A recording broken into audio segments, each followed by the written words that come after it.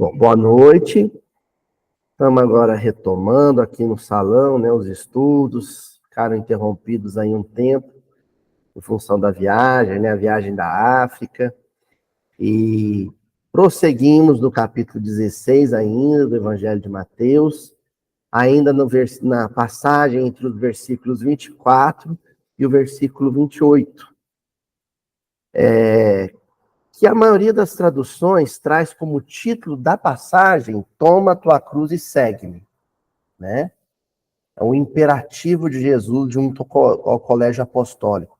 Toma a tua cruz e segue-me.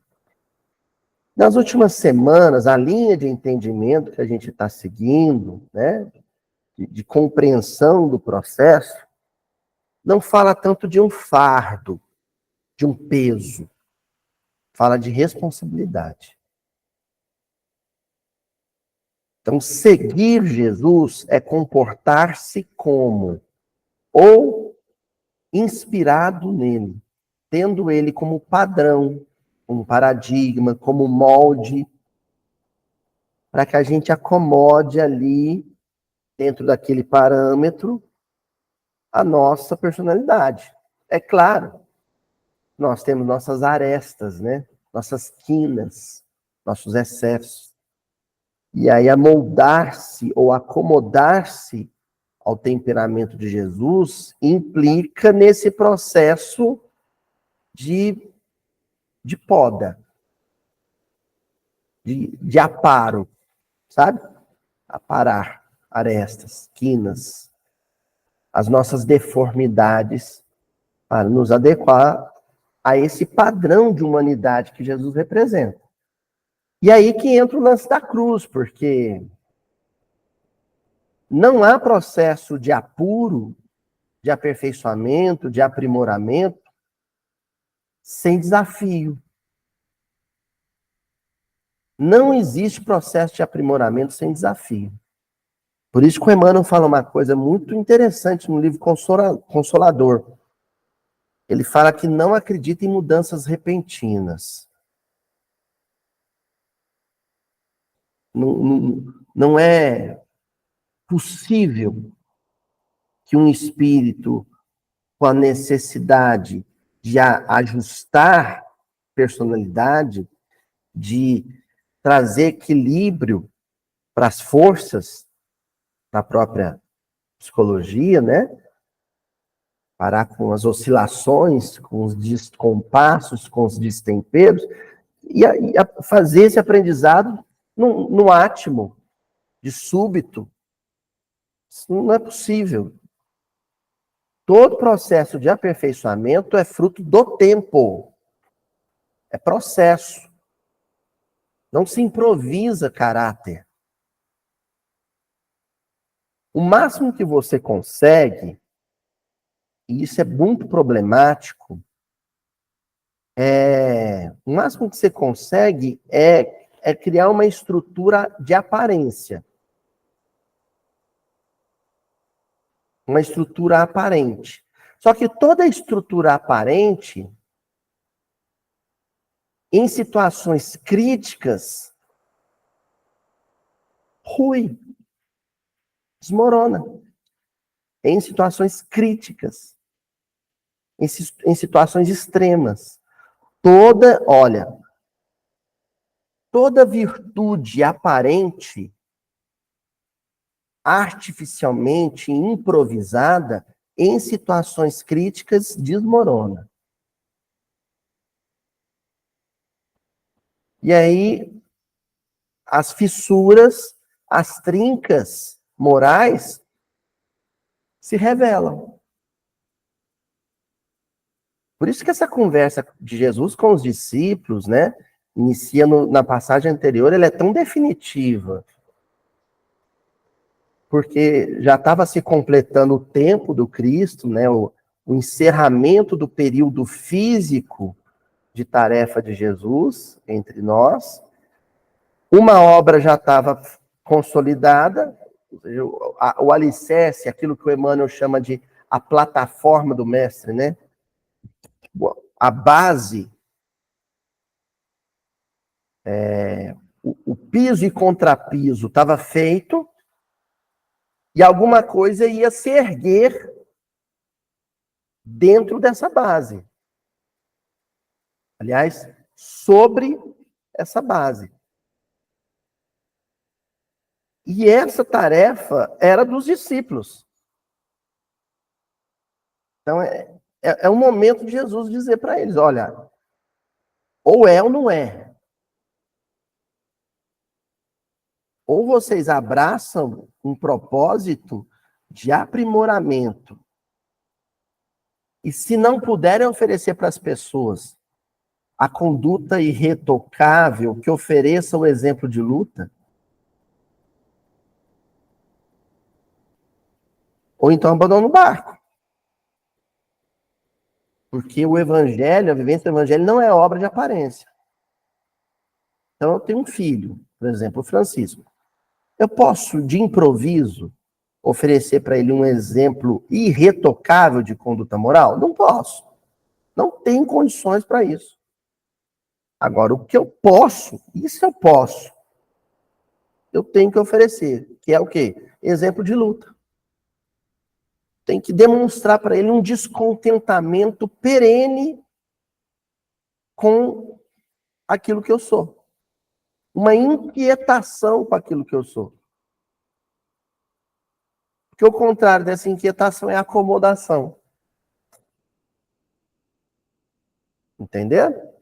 Fizemos essa introdução porque a gente teve a pausa, né? Então era importante retomar. Agora, hoje, no versículo 27, Jesus vai enfatizar um outro princípio dentro desse negócio dos processos, né? Ninguém segue Jesus sem carregar uma cruz. Ninguém se aprimora sem enfrentar desafios. Ele vai trazer um outro princípio, no versículo 27. Quando ele diz assim, pois o Filho do Homem está para vir na glória do seu Pai,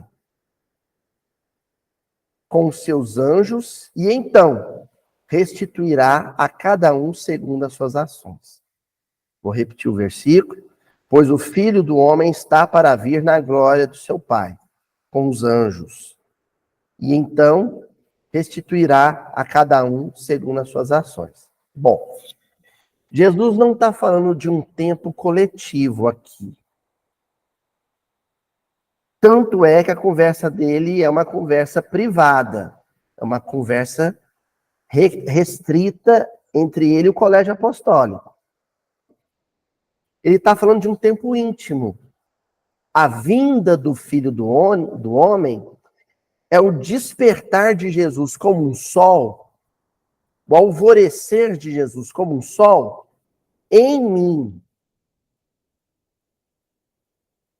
Entenderam?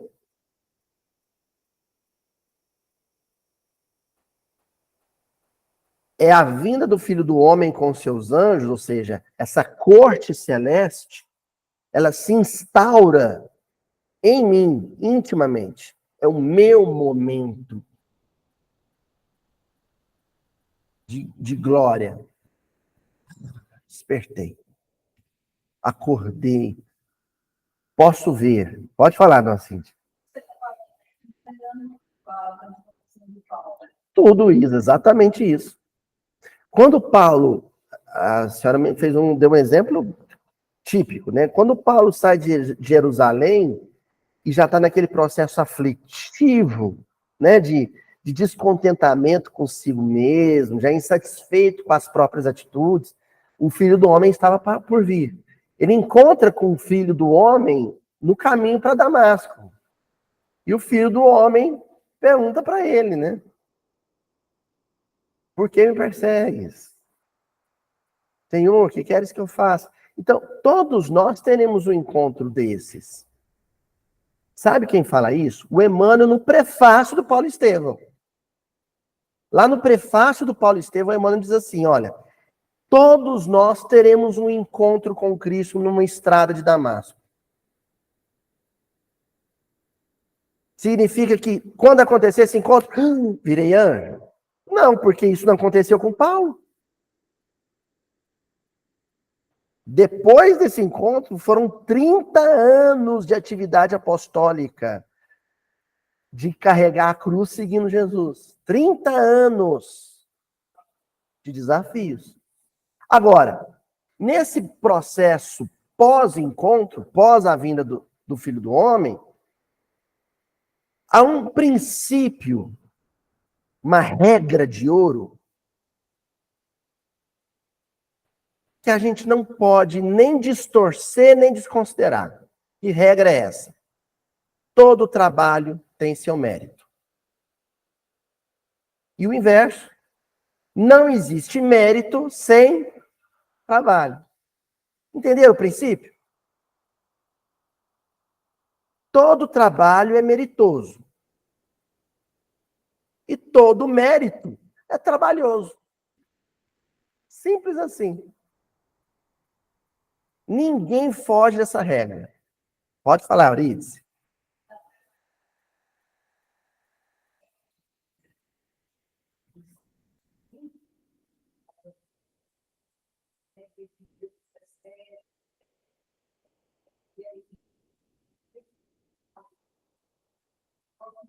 A porta de Damasco. Todo mundo vai ter a sua estrada de Damasco, o seu encontro com o mestre. Quando houver esse encontro, é um momento de despertar, de tomada de consciência. Mas não é o fim da história, não é o fim da linha. Ao contrário, é o início de uma história. É o princípio de um processo. E esse processo vai ser conduzido por uma regra áurea, uma regra de ouro. Todo trabalho tem mérito e portanto, todo mérito é fruto de um trabalho, de um esforço. Tá claro isso? Então, a palavrinha que nós vamos pôr em destaque aqui, que nós vamos explorar, é o restituirá, né? O Filho do Homem irá restituir, ou seja, vai conceder mérito a quem trabalhou. A palavrinha destacada foi essa, por quê? Porque ela traz um tema para a nossa pauta de estudo na passagem, que é o tema do mérito, que às vezes ou é negligenciado, ou é esquecido, as pessoas esquecem disso, ou é distorcido. Elas entendem o mérito como uma premiação e entendem o prêmio como alguma coisa que agrada às suas expectativas e não aquilo que a vida realmente dá. É um drama isso no movimento espírita. Oh, meu Deus. Né? Vamos esclarecer isso antes de avançar. Como assim, Luiz? Olha como é que muitos espíritas distorcem esse princípio. O trabalho é aquilo que eu faço no centro. A restituição, uma casa no nosso lar. Quer dizer, é como se houvesse um programa Minha Casa, Minha Vida, celeste, sabe? A Caixa Econômica Espiritual vai financiar uma moradia numa colônia e isso vai ser a restituição, né? O mérito, o prêmio meritoso pelos anos em que eu frequentei um centro, onde eu trabalhei, né? E em algum momento alguém até fala assim, no tanto que eu ralo no centro, ai, se Deus não me der um lugarzinho na colônia, para eu, sabe? Para eu passear de aeróbus, receber em bônus horas, né? Ir no campo da música, no Bosque das Águas, passear com a minha noiva e meu noivo espiritual. Quer dizer, é uma crítica que eu não faço à literatura do André Luiz, longe de mim, pelo amor de Deus. A literatura do André Luiz é base para mim aqui. É uma crítica que eu faço ao entendimento que se tem dela. Tanto que hoje, nós vamos encerrar, a aula de hoje vai encerrar com uma frase do André Luiz, onde o André Luiz vai dizer realmente o que é o pagamento do esforço. Não é bônus horas. Tem gente que acha que é uma espécie de moeda espiritual, sabe? É o avô do Bitcoin. Sabe? Acho que tem gente que pensa que vai aplicar, pôr para render, não sei.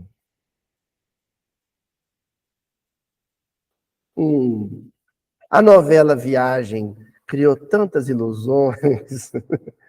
Eu vou usar branco o resto da eternidade, né? Com a minha alma gêmea, num lugar verde, né? Isso aí, sabe o que é o nome disso? Infantilidade.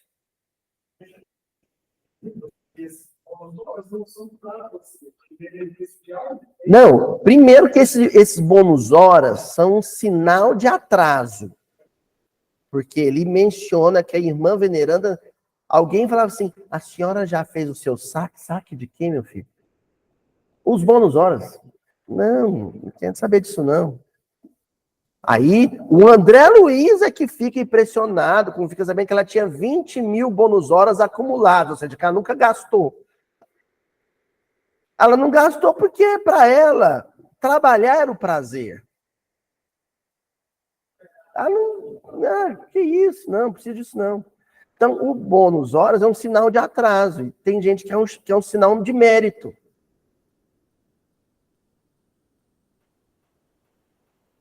O André Luiz, quando ele consegue um desdobramento no Ministério do Auxílio, ele tem um desdobramento, vai encontrar com a mãe dele, aí que ele entende que estar no nosso lar era um sinal de atraso.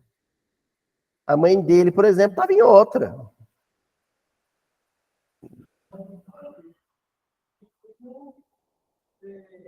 É um cupom, né? O que é atraso, né, Tonzinho? O que é atraso, né? A gente precisa desse tipo de estímulo para trabalhar, para servir o próximo. Senão não faz. Entenderam? Hoje nós vamos estudar sobre isso. Sobre essa distorção. Esse entendimento torto. Barganha. É barganha, sim. Aí o povo fica bravo, aí vem os haters, né? Agora tem haters. Aí vem, não.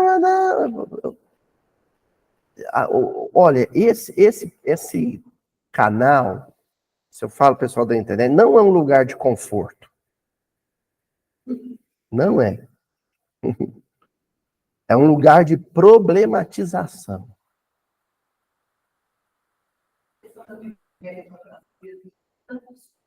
E existe uma meritocracia espiritual, né?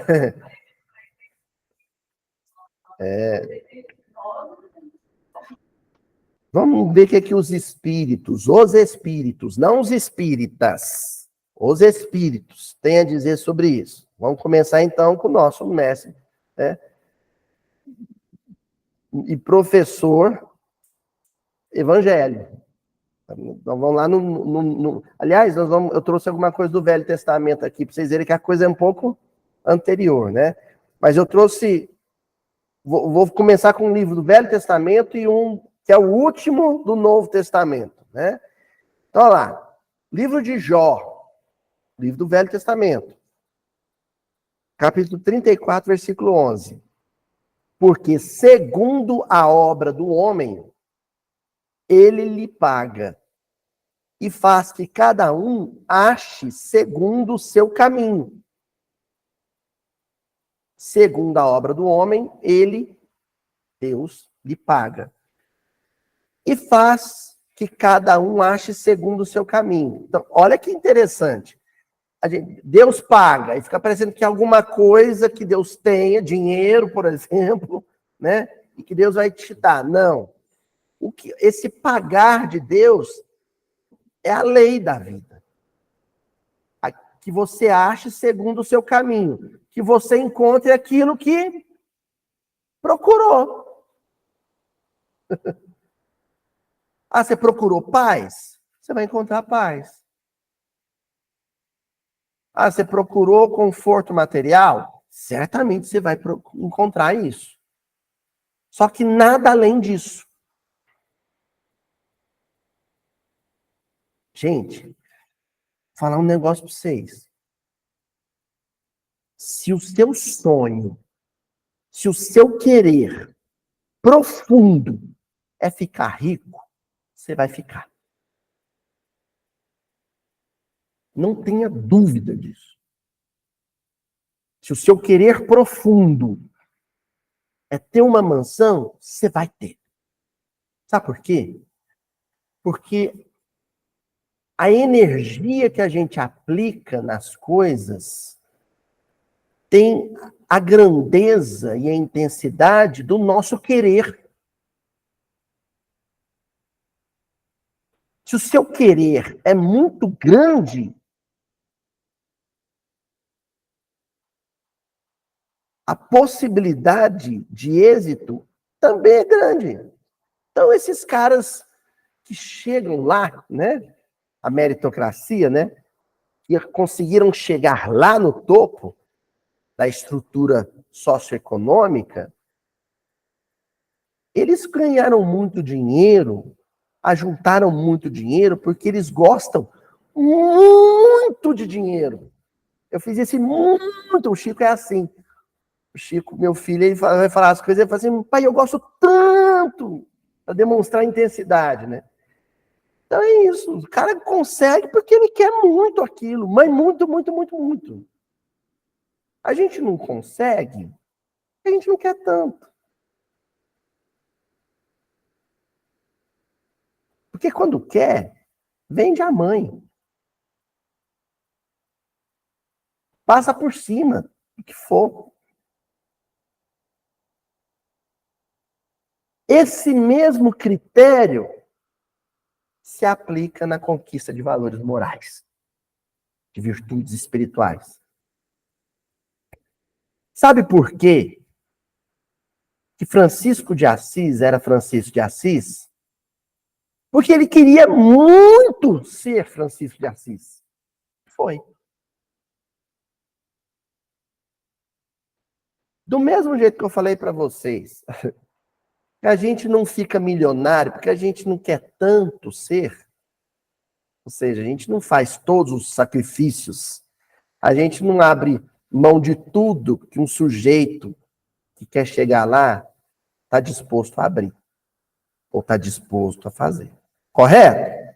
Mas a gente também não é Francisco de Assis porque a gente não quer tanto. A mesma coisa. Porque se a gente quisesse muito, a gente seria.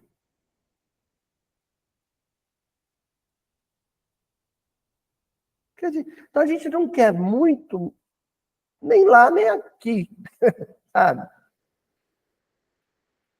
A gente não é tão ambicioso a ponto de fazer qualquer negócio, para enriquecer, mas também não é tão virtuoso a ponto de fazer qualquer negócio para evoluir.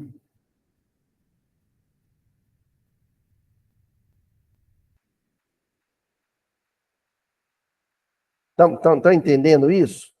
Por isso que essa frase do versículo do livro de Jó é muito importante. E faz que cada um ache segundo o seu caminho. Segundo aquilo que quer muito. Você vai encontrar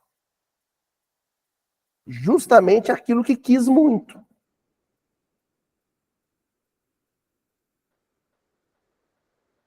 Aí, em seguida, vem um trechinho de Apocalipse que eu separei também. Ó, então, o livro apoteótico do Novo Testamento. Capítulo 20, versículo 12. E vi os mortos, grandes e pequenos. Ó, grandes e pequenos. Será que está falando de estatura física? Que tipo de estatura? Moral. E vi os mortos, grandes e pequenos, que estavam diante do trono. Tem até a igreja, né? A banda, aliás, a banda evangélica, perante o trono, né? Que trono é esse? A presença do Cristo. Mas não do Cristo Jesus, e sim do Cristo íntimo. Consciência. E abriram-se os livros. Ó, onde está escrita a lei de Deus? Questão 421. Não, 621. Questão 621 do Livro dos Espíritos. Onde está escrita a lei de Deus? Lembra a resposta? Na consciência. E olha aqui. E abriram-se os livros. A lei de Deus. E abriu-se outro livro, que é o da vida. Opa, 2 livros. Um é a consciência, onde está escrita a lei de Deus. O outro é as coisas que você fez, a sua biografia. Agora vamos comparar, vamos pôr lado a lado. O que é certo fazer e o que se fez. O que é correto fazer e aquilo que você de fato fez. Entenderam? Os 2 livros. O livro da consciência, a lei de Deus, e o livro da sua vida, sua biografia. E os mortos foram julgados pelas coisas que estavam escritas nos livros. Foram julgados pelas coisas que estavam escritas nos livros. No da consciência e no da história. Todos nós somos personagens históricos. Segundo as suas obras.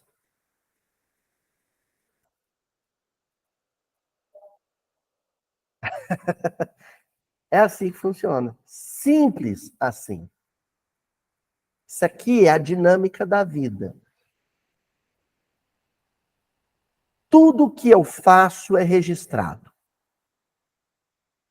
Olha só, vocês sabem onde está escrito? Qual que é o livro da história, né? Onde é que está gravado todos os fatos da história?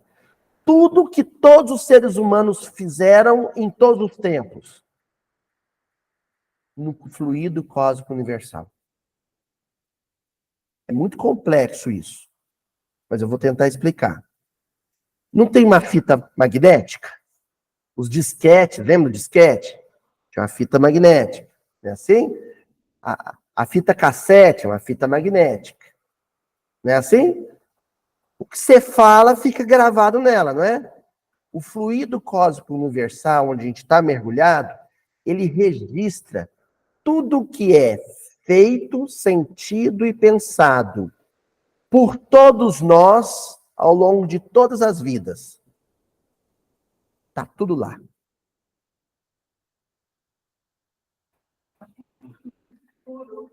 O fluido cósmico universal é essa fita magnética, onde tudo fica impresso. Tudo fica gravado.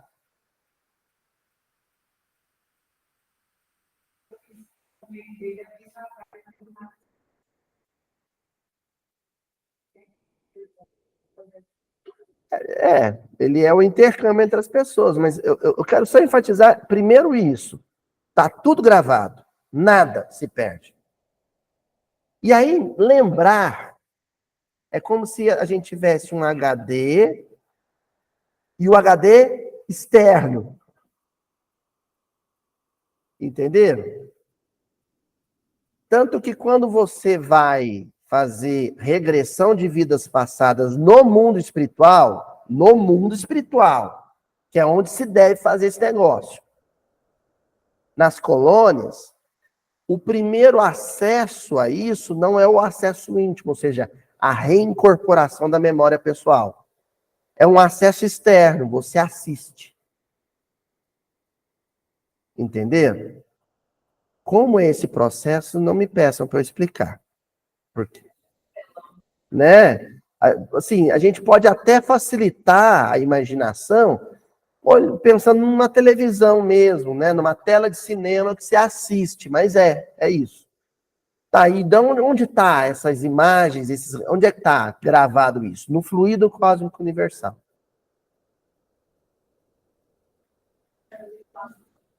Passou por esse processo. Isso, exatamente. O Humberto de Campos, para escrever o Boa Nova, quando ele fala lá no prefácio do Boa Nova, eu tive acesso aos livros, aí ele fala assim, aos livros da vida, né, os registros do folclore espiritual, ele teve acesso a esse banco de dados. Então, todas aquelas cenas do Boa Nova, ele não estava lá pessoalmente, mas ele estava registrado. Ou seja, é bonito isso, porque em algumas esferas, não estou falando do nosso lar, não, gente. Nosso lar é qualquer Zé Mané vai para o nosso lar. Ai, os espíritos, ele está dizendo que qualquer Zé Mané.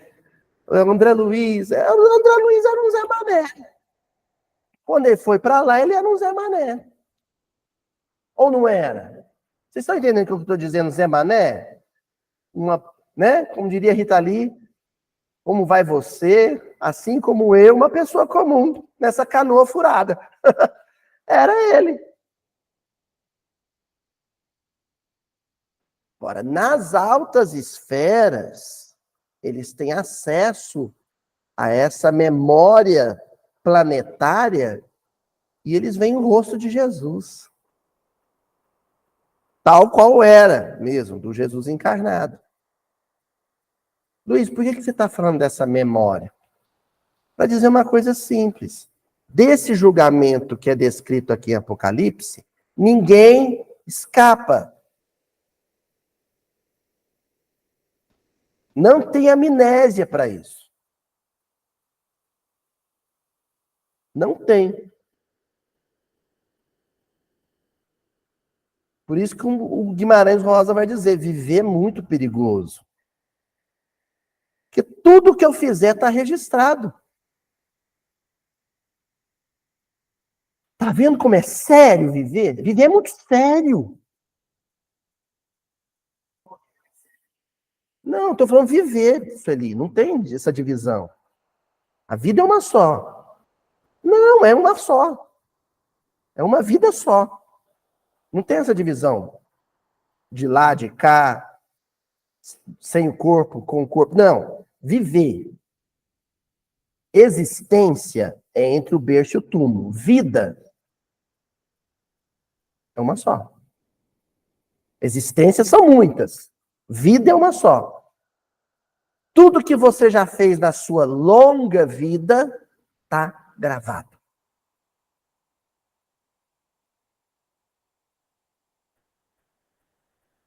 Sentiram o drama? Então vamos avançar agora, que esse negócio de mérito é muito mais complicado, é muito mais complexo do que simplesmente ganhar uma casa no nosso lar. É muito mais complexo. Não é isso que está em jogo. O que está em jogo é o desconforto que surge, o mal-estar que surge quando o que está gravado no livro da vida é diferente do que está determinado no roteiro da consciência, no script de Deus. O roteiro é um, o texto do ator é um, e ele encenou outra coisa. O roteiro é Hamlet, e ele encenou Macbeth. Entendeu? Aí o mal-estar, hein? Imagina, seu Murilo, o senhor paga para assistir o Hamlet de Shakespeare. Aí você chega para assistir o Hamlet de Shakespeare e chega lá e o ator está falando outro texto, encenando outra cena. Você fala, ei, que loucura é essa? Existe um roteiro, um script do que é viver. E a gente está fazendo outra coisa. Mas vamos lá. Construção de Amor, o livro de Emmanuel, capítulo 12, Caridade e Merecimento. Dir-se-ia que Deus estabelece com os homens, olha o script que eu vou falar, estabelece com os homens, seus filhos conscientes. O bichinho não é consciente. Então, os homens são os filhos conscientes de Deus. Estabelece com os homens um contrato. O contrato da Rede Globo. Contratei o seu Murilo para viver um personagem na novela. É um contrato. Você vai decorar esse texto e encenar esse papel na trama. Se eu começar a falar outro texto e encenar outro personagem, isso é quebra de contrato. O autor da novela vai me mandar me tirar. Como já aconteceu várias vezes, né? De ator não se dar bem com o escritor, e o escritor falando assim, vou matar ele. E mata mesmo. No capítulo tal, pronto. Aquele ator tá fora da novela. Não é assim? Então, olha o que o Emmanuel está dizendo. Um contrato em base de carinho paternal, com que lhe cede todas as possibilidades de enriquecimento com uma simples condição: a do trabalho com boa vontade e perseverança. Simples condição. Cláusula. Se é contrato, tem condição. Tem deveres e direitos. Dos deveres, só o contratante só vai pedir uma coisa: trabalhe com boa vontade e perseverança. O que é trabalho com boa vontade? É trabalho desinteressado. Trabalhou com algum interesse, não é com boa vontade. Então, isso vale para grana, isso vale para bônus horas.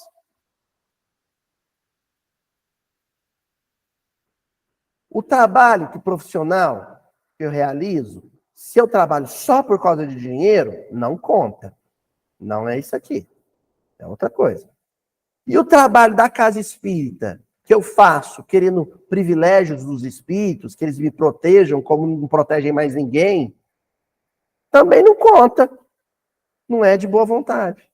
Boa vontade é só aquele que não tem qualquer tipo de interesse.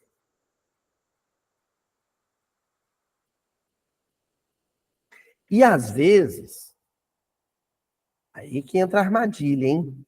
A armadilha do inconsciente. A gente é movido por interesses inconfessáveis. E se alguém falar que ele existe, a gente fica nervoso, bravo com a pessoa.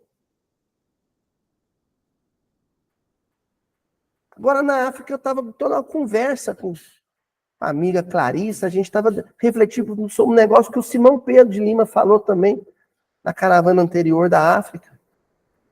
Que é um negócio perigoso. Aí eu vejo a criancinha, aí eu vou lá e dou uma bolacha de chocolate para a criancinha, Flávia. Aí, mas por que você fez isso? Ah, para eu ver o sorriso dela se abrir. Então tem interesse.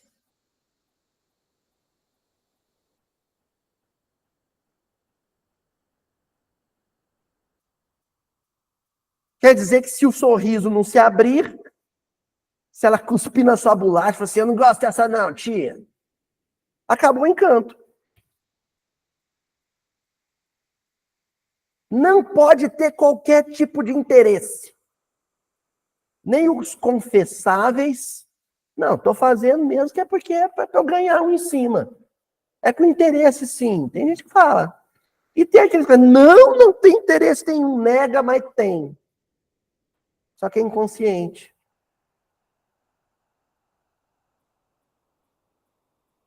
Amor é doação incondicional. Inegociável. Amor é só vai, não tem vem. É só ir. Mão única. Se eu fiquei esperando alguma coisa, não é trabalho de boa vontade. Aí que vem o problema da perseverança. Porque trabalhos de boa vontade, como eles não esperam nada, eles perseveram. Porque nada vai te frustrar. Nada vai te desapontar. Você não espera nada. Onde não há expectativa, não há decepção. Você não espera. Agora, quando há algum tipo de expectativa, inclusive aquelas que são inconscientes, na hora que essas expectativas não são atendidas, o que você faz? Para, desiste, interrompe.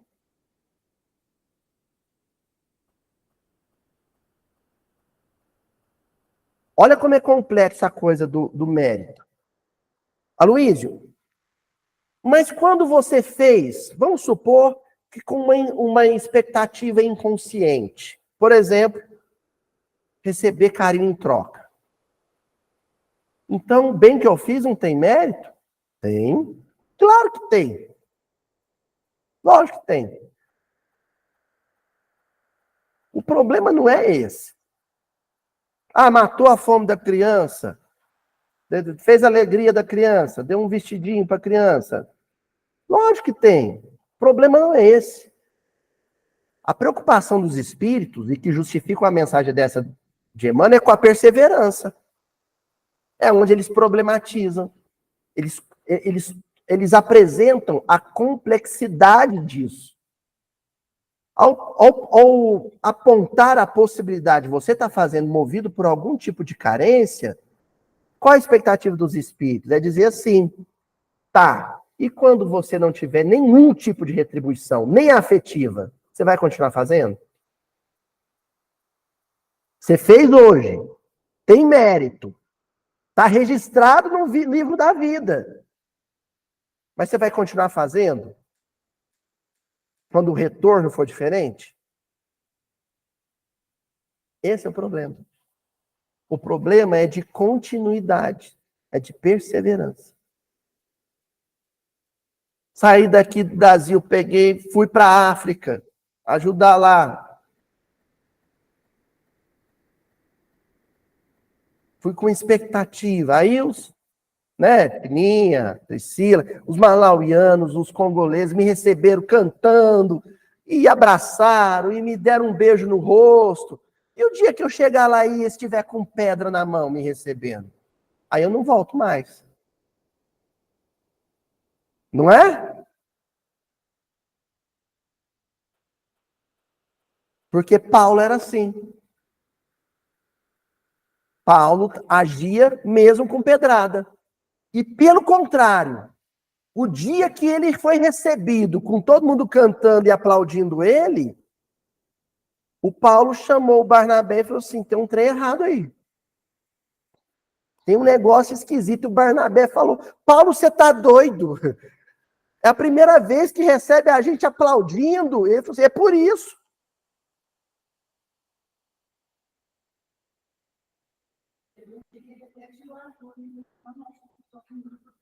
Exato. Ele rasga a roupa dele, fala assim, eu sou homem de carne e osso, porque já estavam chamando eles de deuses, chamando Paulo de Apolo, né? O Barnabé de Mercúrio, de Hermes, chamando eles de deuses. Então, por exemplo, a receptividade calorosa,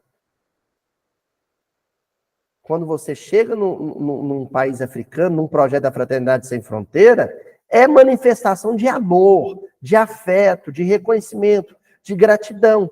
Só que isso é mérito deles, nos receberem tão bem. O que eu tenho que perguntar para mim, a problematização consciencial é, e se eles não estivessem me recebendo assim, eu voltaria? Eu perseveraria na tarefa? E nos lugares onde não me recebem assim, eu vou? Ah! Aí a grandeza de Paulo de Tarso.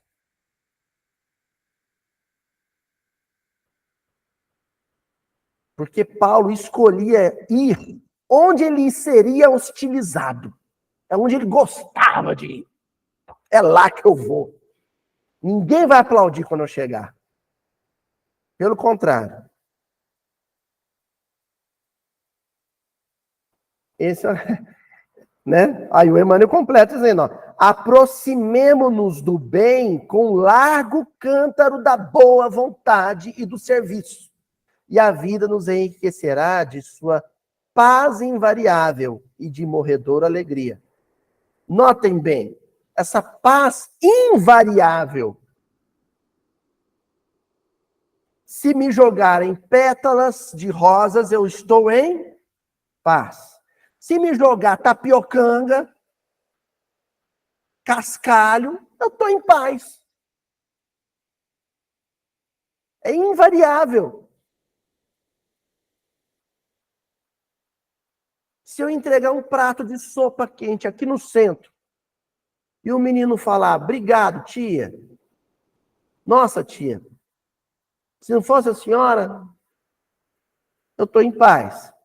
Mas se falar para mim, ó, tia, essa sopa está sem sal, está meio aguada, eu estou em paz. E morredora alegria. Uma alegria que não morre. Uma paz que não varia, que não oscila. Ei, gente, esse negócio de cristianismo, o negócio é sério. É muito sério. A nossa relação com o mérito, com a expectativa, com a expectativa em relação às contrapartidas, não nos imobiliza no bem, mas nos ilude quanto ao bem. A gente vai continuar fazendo e às vezes a gente vai acertar. Mas frequentemente a gente vai abandonar a tarefa. Avançando. Livro Justiça Divina, do Emmanuel, capítulo Lei do Mérito, capítulo 36. O Emmanuel diz assim: se presumes que Deus cria seres privilegiados para incensar-lhe a grandeza, pensa na justiça antes da adoração. Então, a nossa expectativa é assim: Deus facilita tudo para mim, Deus coloca tudo na minha mão, Deus cria só uma situação boa, próspera, para que eu tenha motivos para adorá-lo. Porque eu não posso ser ingrato com Deus. Nossa, mas Deus, eu não posso ser... Eu falei isso para o pessoal lá na África, assim, cuidado com um raciocínio perigoso. Eu vim na África para ver os outros sofrendo, para voltar e dizer que Deus é muito bom para mim. Então não é bom para eles. É bom para mim. Para eles não. É a expectativa, eu tenho que ser grato a tudo que Deus me deu. Eu tenho que ser grato a tudo que Deus me deu e a tudo que Ele me negou.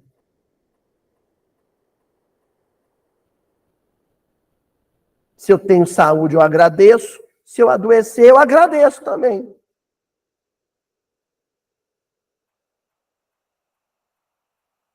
Aí o Emmanuel continua. Para isso, basta lembrar as circunstâncias constrangedoras em que desencarnaram quase todos os grandes vultos das ciências, das religiões e das artes, que marcaram as ideias do mundo nas linhas da emoção e da inteligência.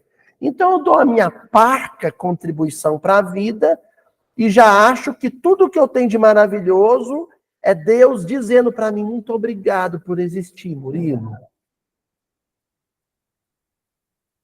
Só que aí eu vou ver a biografia dos grandes que deram contribuições infinitamente maiores que as minhas. Vamos lá, o Emmanuel fez uma listinha, ó. Da Vinci. Leonardo da Vinci, presente. Semi-paralítico. Na cama. Galileu, escarnecido, trancado. Não podia ter comunicação com ninguém. Vicente de Paulo, paupérrimo, mais pobre que os pobres que ele ajudava.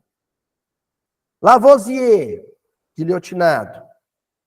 Beethoven, surdo. O maior músico da era moderna, surdo.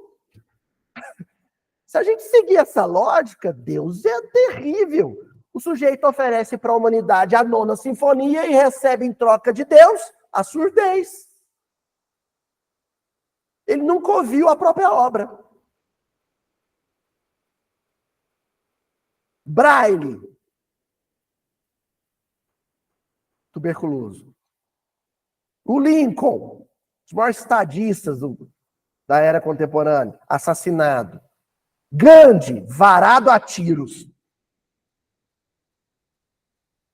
Então, se a nossa lógica meritocrática disser, se eu adorar a Deus ou fizer uma coisa muito grande, só pode acontecer coisas maravilhosas comigo, a biografia desses caras está toda errada.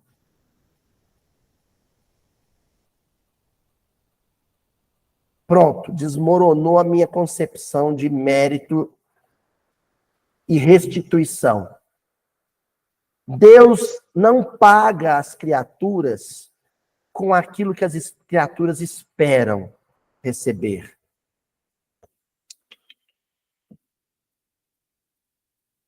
Não. Sabe por quê? Senão, eu, Ana Cristina, Priscila, Adriana, teria saído do Malau e o avião deixado a gente numa ilha do Caribe, tomando um drink, numa rede, com brisa. Hã? Não é assim? Você passa uma semana no Malawi, tomando banho de canequinha, a outra semana você passa né? no Caribe, numa praia paradisíaca. Mas a nossa expectativa é essa, seu Murilo. Aliás, o meio espírita, o espiritismo é muito jovem, historicamente muito jovem. O meio espírita é feito por homens e mulheres que tiveram experiências recentes. Quando eu digo recente, até o século XIX, até o surgimento do espiritismo, no ambiente protestante, católico, budista. Então, na verdade, a gente está falando de ser humano, né? Mas eu falo espírita para não ferir suscetibilidades, caso algum católico, protestante esteja assistindo o miudinho. É um canal espírita, vamos falar de espírita. Mas isso é humano. É como a gente entende a coisa, mas não é assim que funciona. Daí nossos momentos de blasfêmia, né? Os momentos em que a gente vai blasfemar. O que é blasfemar? Opa, eu cumpri minha parte do contrato, o senhor não, Deus. Olha o que o Emmanuel acrescenta. Livro Justiça Divina, ainda, no capítulo 36, Lei do Mérito. E se gênios da altura de Vitor Hugo e Pasteur, Edison e Einstein partiram da Terra menos dolorosamente, com uma vida sem essas grandes tragédias, é forçoso reconhecer que passaram entre os homens também sofrendo e lutando, junto à bigorna do trabalho constante.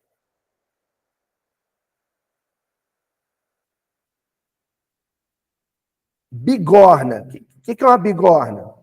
Você pega o metal, põe na brasa, aí depois põe ele na bigorna, e o que acontece na bigorna? Faz um carinho. Martelada. Então, Deus é um artesão. E eu sou a obra. Então, Deus vai pegar o meu caráter e vai me mergulhar na brasa quente.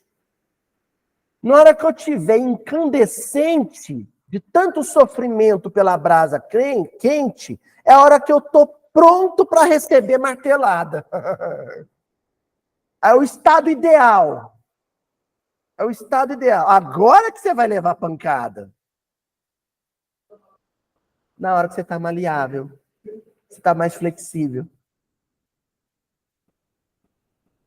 Agora, o que você tem que observar é o resultado final.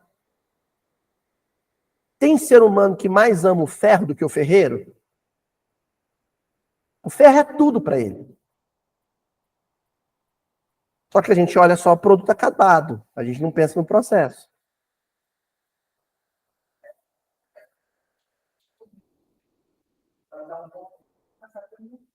É lógico. Como qualquer grão de trigo. Para virar farinha, tem que passar no moinho.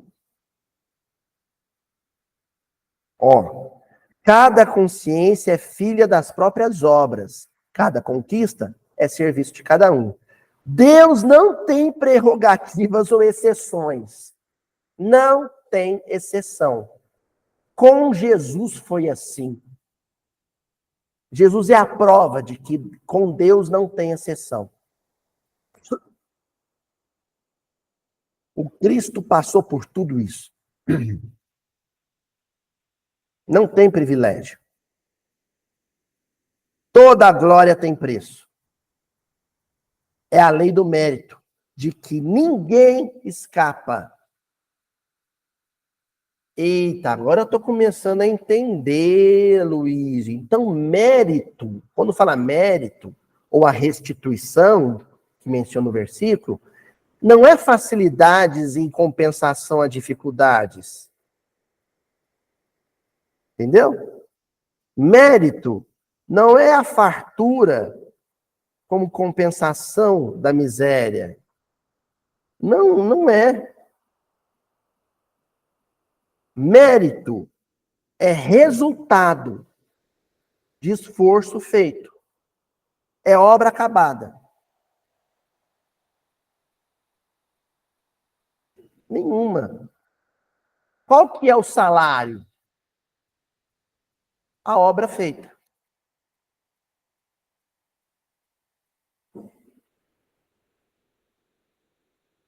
Eu era extremamente orgulhoso. Aí veio uma enfermidade gravíssima, onde eu fiquei totalmente dependente de outras pessoas. Para comer, para tomar banho, para tudo. No final, eu me tornei alguém humilde. Pronto, esse é o salário.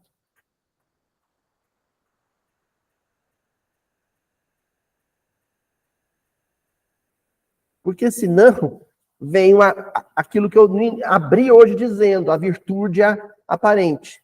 É o sujeito que vai falar assim, não, eu vou falar agora manso, tudo no diminutivo, para parecer bem humilde, para Deus parar de me dar sofrimento. Porque aí ele vai pensar que eu estou humilde, então se eu estou humilde, não preciso mais sofrer. Então é assim que funciona. Ou então, eu vou ser muito bonzinho com as pessoas, para todo mundo ser bonzinho comigo.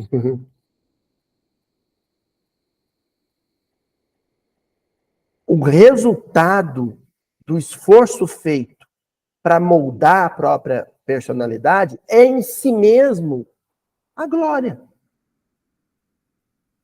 Nada além disso. A gente já ir encerrando. No livro Caminho Espírita, lição 40, Mérito, o Emmanuel diz assim, no critério de inúmeros companheiros, agora ele vai falar assim, como as pessoas pensam, né? O critério do homem ordinário, do homem comum. O merecimento, por fator de facilidade e sublimação, decorrerá simplesmente do ato de crer. Aí é o máximo da infantilidade e da inocência espiritual. É aquele sujeito que fala assim, eu acredito que Deus vai me dar isso, e às vezes até meio que impositivo com Deus. O Senhor vai me dar. O Senhor tem que me dar essa glória. O Senhor vai me dar essa bênção. O Senhor há de me dar essa graça. E Deus, oi? Hã? Aí o Emmanuel diz, profissão de fé, no entanto, guarda o valor do título de serviço. O valor do título de serviço, que estabelece a competência e acentua a responsabilidade. Tem título de serviço, tem horas de trabalho, tem esforço aplicado, tem resultado. Não tem, é só na base do o senhor vai me dar, e eu não, volto a dizer, não estou falando de bênçãos materiais ou o filho passando no vestibular, não é isso. Estou falando de bênçãos espirituais, conquistas morais, virtudes que eu não tenho e quero ter.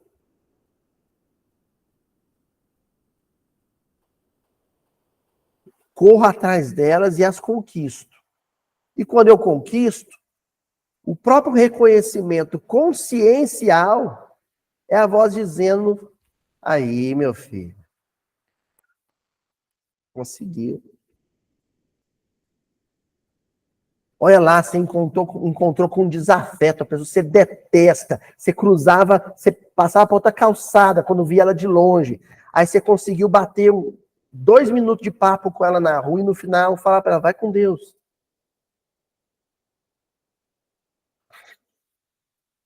Adoro assim. Entendeu? Mas a senhora imagina, né? A dificuldade. E aí no final você. Opa! Qual que é o pagamento? Qual que é a restituição? Nenhuma. É a própria sensação de superação, de vitória íntima, de vitória sobre si. Jesus a ninguém prometeu direitos sem deveres. Ao invés disso, ele que transitou no caminho dos homens, invariavelmente subordinado aos interesses do reino de Deus, convidou-nos a cooperar espontaneamente na construção do bem. Cooperar espontaneamente, sem nenhum tipo de expectativa. Frequentemente a gente vai perguntar alguém vai dizer na família: por que você faz essas coisas? Por que você ajuda seu próximo? Por que você faz campanha de Natal? Por que você vai para a África? Por que você vai dar passe no hospital? Se a gente tiver resposta, é porque a gente também não entendeu. Se a gente falar assim: para eu receber o sorriso e o abraço daqueles que eu auxilio, interesseiro. Está fazendo por interesse.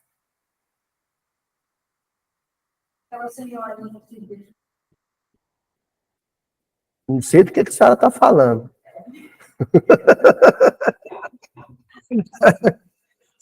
sem, né? É isso. Você chegar.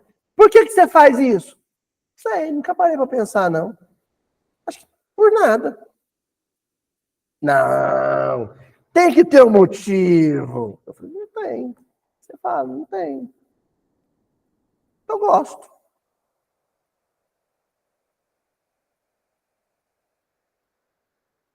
Sei. Por quê? Quando a gente não acha a resposta, é sinal que não tem resposta. Se não tem resposta, é porque não há interesse nenhum.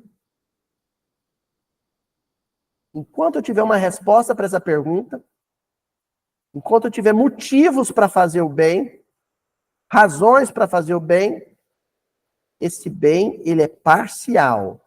Parcial porque o benefício existe? Existe. Tá ajudando alguém? Tá. Desinteressadamente? Talvez não. É doído eu falar isso, eu sei que esse miudinho vai dar o que falar. Mas eu também não estou aqui para... Né? Por que você grava miudinho? Sei lá. Não sei. Não é para ficar... Não é pelas curtidas. E encerramos com o livro Justiça Divina também, capítulo 8, Merecimento Maior. Divides alimento com os irmãos subnutridos. Quanto possível, porém, oferece-lhes, sem qualquer exibição de virtude, o pão do conhecimento espiritual. Tá, aqui está a obra. Alimenta o corpo, mas não esquece de alimentar o espírito. É a obra. Agora o Emmanuel vai falar do mérito em torno da obra. Aí ele diz assim: todo bem, qualquer que ele seja, seja o material, seja o espiritual, é bênção creditada, ponto. Independente do interesse ou não. Vai caindo na conta da consciência. Eu fiz um bem. É bênção creditada. Então, a turma que até agora está brava comigo, no miudinho, gente, calma. Eu não estou dizendo que não tem mérito. Eu não estou dizendo que o bem não valeu. Não, não é nada disso. Só que o Emmanuel problematiza. Ele fala: a favor de quem o pratica, né? O bem creditado. Da migalha à fortuna, ofertadas por amor, há toda uma escala de alegria e de luz. Escala, o que é escala? Escada. Se é escada, tem o quê? Degraus. Graus diferentes de mérito. Quanto mais desinteressado, maior é o mérito. Entenderam agora? Então, se o sujeito fala assim, vou me candidatar a vereador, já sei, eu vou chegar com um saco de brinquedo no Natal lá na porta do centro espírita, da igreja, e distribuir junto com um retrato meu. É bem creditado? É, ele podia chegar ali e dar tiro. Ele deu brinquedo. Opa, existe uma bênção creditada em nome do fulano. Só que existe uma escala de alegria e de luz. Uma escala de mérito. Nessa escala de mérito, o bem que ele praticou está lá na base. É ainda aquele movido por algum interesse. Já o bem que o Chico praticava na sombra do abacateiro, dando apoio espiritual para mães ricas que perderam filho e dando apoio material para mães pobres que não tinham que dar de almoço para o filho, está lá no topo, porque não tinha interesse nenhum. Era o bem pelo bem. Aí o Emmanuel conclui dizendo, contudo, todo bem praticado com sacrifício tem merecimento maior. Que aí, gente, aí é a glória, né? É aquele bem que, para ser realizado, exigiu que eu tivesse algum tipo de prejuízo. Eu me lasquei para que ele acontecesse. Prejuízo físico, prejuízo espiritual, prejuízo formal, moral, profissional. Quando, além de não ter intenção, quando além de não haver motivação,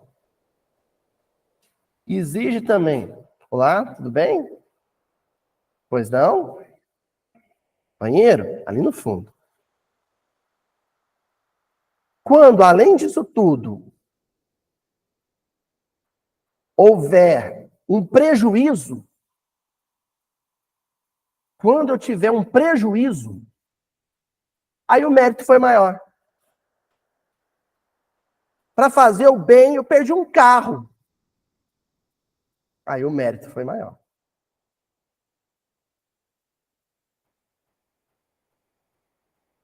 Para fazer o bem, eu perdi um emprego. O mérito foi maior. Para fazer o bem, eu perdi a saúde. O mérito foi maior. Pronto, fechamos o estudo aqui nesse nível. Vocês viram como a gente foi problematizando a questão do mérito e chegamos no ponto em que o pagamento foi um dano. É aquela situação que você fala assim, nossa, eu fiz o bem, e qual que foi o pagamento pelo bem que eu fiz? Um prejuízo. Pronto. A glória. Aí agradecer, nossa. Aí a tarefa foi especial.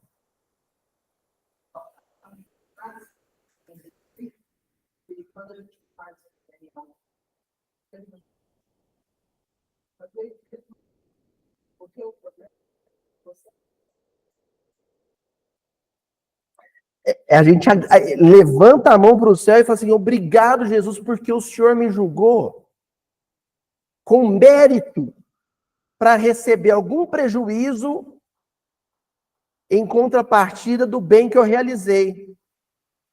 Isso é a glória do cristão. É a glória do cristão.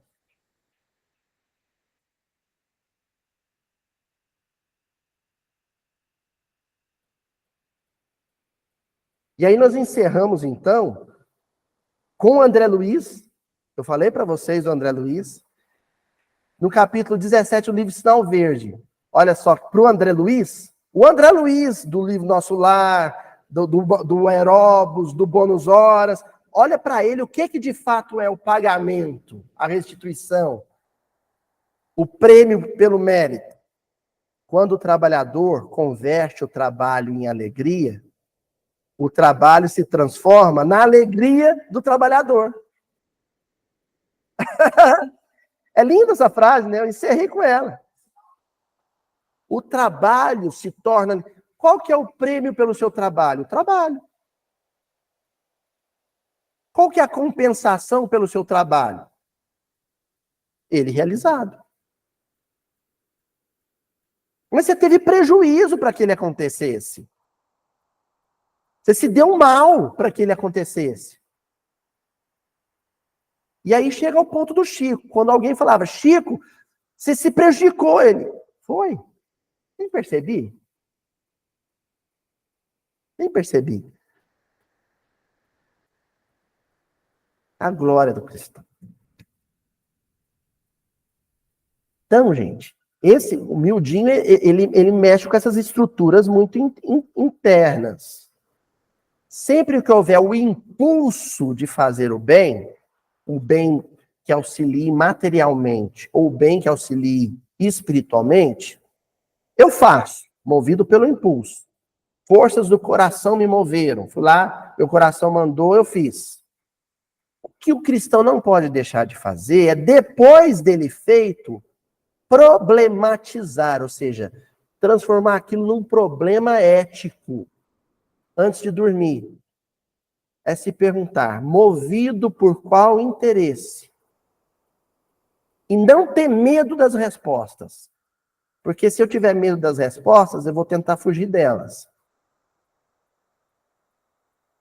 E uma dica, se ao cogitar uma resposta, se ao cogitar a possibilidade ou interesse, eu sentir mal-estar, é porque tem. Se ao cogitar que eu tenha feito aquilo por uma carência ou por uma barganha com Deus, se eu sentir mal, se eu falar assim, não, mas não pode ser, não. É porque tem.